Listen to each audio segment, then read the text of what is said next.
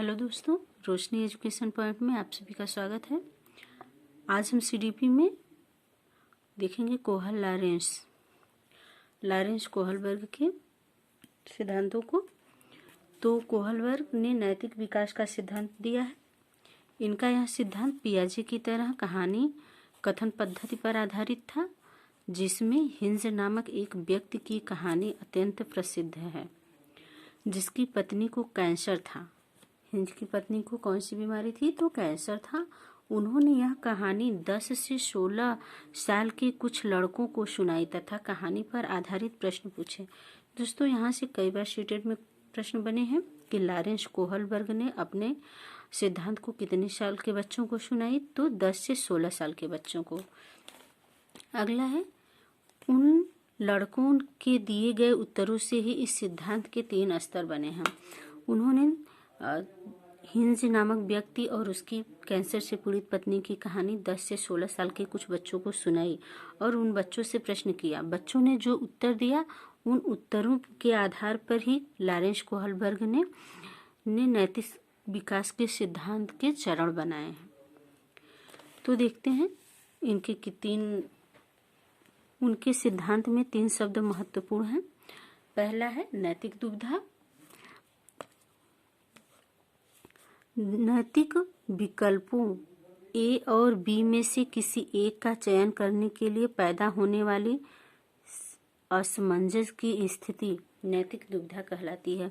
मतलब 2 ऐसी स्थिति जिसमें से किसी एक को चुनना असमंजस हो, उसे हम नैतिक दुविधा कहते हैं। नैतिक तड़कड़ा।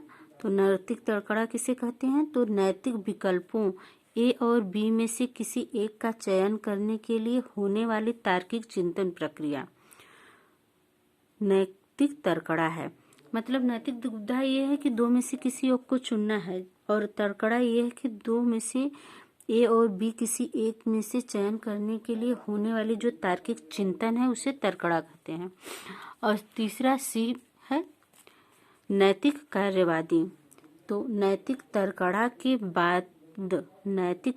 के बाद चयनित विकल्पों को वास्तविकता में उतारना। मतलब ए और बी दोनों में से जो भी हमने चूज किया है, उस विकल्प को वास्तविकता में उतारना ही क्या है? नैतिक कार्यवादी है। देखते हैं लॉरेंस कोहल वर्ग के सिद्धांत से जुड़े प्रमुख तथ्य कौन कौन से हैं। तो इस सिद्धांत में 3 स्तर हैं तथा प्रत्येक स्तर में 2 चरण भी हैं। इनके सिद्धांत में 3 स्तर हैं और प्रत्येक में 2 चरण हैं। कोहल वर्ग मानते थे कि उनके 6ठे चरण में पहुंचना बहुत ही मुश्किल है, जिसमें दुनिया के सिर्फ 4% लोग ही पहुंच पाते हैं। उन 4% लोगों में से जैसे गांधी जी और अब्राहम लिंकन थे। मतलब 2 ए और बी 2 असमंजस वाली स्थिति में से किसी एक को चुनने वाले व्यक्तियों में गांधी जी और अब्राहम लिंकन थे। कोहल वर्ग के सिद्धांत में नैतिकता चरणों पर निर्भर करती है। कोहल वर्ग के सिद्धांत में नैतिकता चरणों पर निर्भर करती है। अगली हेडिंग है नैतिक विकास के 3 चरण। तो देखते हैं कोहल वर्ग के नैतिक विकास के 3 चरण कौन कौन से हैं। तो पहला है पूर्व नैतिक अवस्था, जो 4 से 10 वर्ष की होती है। दंड एवं आज्ञा पालन। मतलब कुछ भी गलत सही नहीं है। जो 4 से 10 वर्ष के बच्चे होते हैं, पूर्व नैतिक अवस्था कही जाती है उसे। और दंड एवं आज्ञा पालन मतलब कुछ भी ना ही गलत है और ना ही सही है। जिसके लिए दंड मिले बस वही गलत है। मतलब जिसके लिए दंडित किया जाए बस वही गलत है। जैसे हिंज को दवा नहीं चोरी करनी चाहिए थी।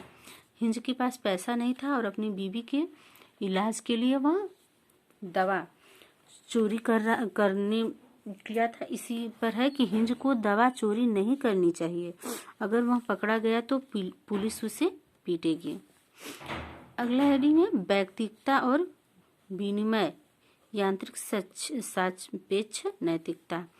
इसे सहायक उद्देश्य अभिमुखता भी कहते हैं तथा इसे जैसे को तैसा मतलब टिट फॉर टैट तथा अपना काम बनता भाड़ में जाए जनता भी कह सकते हैं। मतलब इसका मतलब ये है कि अगर कोई काम करना गलत भी हो तो भी उसे कर देना चाहिए, अगर कार्य करने से अपना फायदा हो तो। जैसे हिंज को दवा चोरी कर लेना चाहिए, क्योंकि दवा चुराने से उसे दवा भी मिल जाएगी और डॉक्टर को पैसा भी नहीं देना पड़ेगा। अगला में है प्रमुख बिंदु। इस स्तर में बालक में नैतिकता नहीं होती, इसलिए उसकी नैतिकता उन बाहरी सत्ता से मिलने वाले संभावित दंड पर निर्भर करती हैं। मतलब इस स्तर में जो है बालक में नैतिकता नहीं होती, वह सिर्फ अपना काम देखता है और किसी और का काम बिगड़े तो बिगड़ने दो। अगला है नैतिक व्यवस्था। तो अगला स्तर है नैतिक व्यवस्था, जो 10 से 13 वर्ष की है। तो अंतर वैयक्तिक संबंध, मतलब नोट में देखते हैं किसी चरण को अच्छा लड़का या अच्छी लड़की चरण भी कहते हैं। मतलब जो नैतिक अवस्था है 10 से 13 वर्ष की, इसे अच्छा लड़की या अच्छा लड़का चरण भी कहते हैं। अगर किसी कार्य को करने से फायदा न हो तो भी उसे कर देना चाहिए, अगर कार्य करने से हमारी छवि अच्छी बनती है। अगर कार्य करने से अच्छा लड़का या अच्छी लड़की जैसी छवि बनती है तो उस कार्य को कर देना चाहिए। जैसे अगर हिंज अपनी बीवी को प्यार नहीं करता तो भी उसे दवा चोरी करनी चाहिए, क्योंकि वह लोगों की निगाह में एक अच्छा पति बन सकता है, इसलिए उसे दवा चोरी करनी चाहिए। इस स्तर की यही तर्कड़ा है। अगली हेडिंग है कानून एवं व्यवस्था अवस्था। इस अवस्था को सामाजिक क्रम एवं व्यवस्था अवस्था भी कहते हैं। भले ही किसी कार्य को करने से छवि अच्छी बनती हो, फिर भी उसे नहीं करना चाहिए अगर वह कानून और नियम के खिलाफ हो। जैसे हिंज भले ही दवा चोरी करके अच्छा पति बन सकता है, फिर भी दवा चोरी नहीं करना चाहिए, क्योंकि चोरी करना क्या है तो कानून के खिलाफ है। अगर वह पकड़ा जाएगा तो उसे सजा होगी और चोरी करना गलत है, कानून के खिलाफ है। अगला है उत्तर नैतिक अवस्था, जो 13 से 16 वर्ष तक के बच्चे आते हैं। इसमें सामाजिक अनुबंधन तथा व्यक्तिगत अधिकार। कानून को समाज के साथ संतुलन बनाना चाहिए, लेकिन अगर कानून समाज के रास्ते में आता है तो कानून तोड़ देना चाहिए। कितने कठिन कठिन स्तर बनाए हैं कोहल लॉरेंस ने, तो देखते हैं। कोहल वर्ग के उत्तर नैतिक अवस्था में उन्होंने कहा है कानून को समाज के साथ संतुलन बनाना चाहिए, लेकिन अगर कानून समाज के रास्ते में आता है तो कानून तोड़ देना चाहिए। जैसे हिंज की जान बचाने के लिए हिंज दवा चुरा सकता है, भले ही यह कानून के खिलाफ हो, क्योंकि अगर वह इलाज नहीं करा पाया तो समाज में बोलने लायक नहीं रहेगा। अगला है सार्वभौमिक नैतिक सिद्धांत। अगर खुद को कोई कार्य नैतिक दृष्टि से सही लगता है और मानवता के हित में है तो उसे कर देना चाहिए, भले ही वह समाज या कानून के खिलाफ हो। अगर काम सही लगता है और नैतिक दृष्टि से सही लगता है तो उस काम को कर देना चाहिए, चाहे वह काम कानून के खिलाफ हो, क्योंकि मानवता ही सबसे बड़ी नैतिकता है। मानवता क्या है? सबसे बड़ी नैतिकता है। अगर हिंज की पत्नी की जगह किसी और की पत्नी बीमार हो तो भी उसे दवा चोरी करनी चाहिए, भले ही समाज में उसे चरित्रहीन लोग कहें। तो क्या हुआ? क्योंकि प्राणों की रक्षा करना सबसे बड़ी नैतिकता है। भले ही हम व्यक्ति को न जानते हों, फिर भी उसकी मदद इंसानियत के नाते करनी चाहिए। लॉरेंस कोहल वर्ग की सिद्धांत की कुछ आलोचनाएं हैं। जैसे कोहल वर्ग का प्रयोग सिर्फ बालकों पर हुआ है, तो इसलिए मतलब कोहल वर्ग का प्रयोग सिर्फ बालकों पर हुआ था, इसलिए महिला मनोवैज्ञानिक कैरोल गिल्लिगन थी, उन्होंने इस सिद्धांत की महिला नैतिकता पर कुछ न लिखने के कारण इसकी आलोचना की है, लॉरेंस कोहलबर्ग के सिद्धांत की आलोचना की है। कैरोल गिलिगन मानती हैं कि पुरुषों की नैतिकता में न्याय अधिक और महिलाओं की नैतिकता में देखभाल अधिक होता है और इस सिद्धांत में न्याय अधिक है। अगला है, उनके चरण सभी संस्कृतियों में एक जैसे हैं, जो कि संभव नहीं है। यह भी उनकी एक आलोचना है। क्या है? तो लॉरेंस कोहलबर्ग के सिद्धांत की आलोचना है। अगली आलोचना में उन्होंने लिखा है, नैतिक तर्कड़ा तथा नैतिक व्यवहार में कोहलबर्ग ने गहरा संबंध माना है, जो कि हमेशा सही नहीं होता है। तो दोस्तों, अब नए शिक्षाविद आ गए हैं, हॉवर्ड गार्डनर। तो देखते हैं गार्डनर का बहुबुद्धि सिद्धांत।